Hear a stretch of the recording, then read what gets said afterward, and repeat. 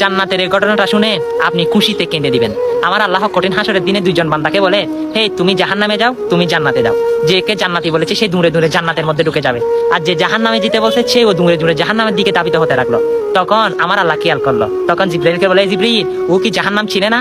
ও এইরকম দূর দিল যে, তখন ওকে আবার ডাকো। তখন ডেকে আনলো। তখন আল্লাহ জিজ্ঞাসা করে, হে বান্দা, তুমি জাহান্নামে এত বই সম্পর্কে তোমার ধারণা নাই, তুমি কি মনে করো?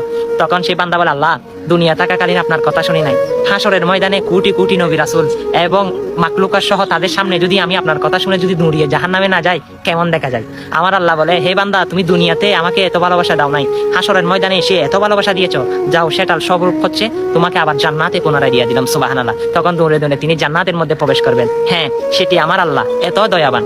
অবশ্যই সেই আল্লাহর প্রেম ভক্তি নিয়ে তার ভিডিওগুলো সকল মুসলমানের কাছে পৌঁছে দেন। আমরা তো দুনিয়া এসেছি আল্লাহর গোলামি করতে, আল্লাহর গোলাম হিসাবে পরিচয় দিন। ভিডিওটা শেয়ার করে দিন। আমিন।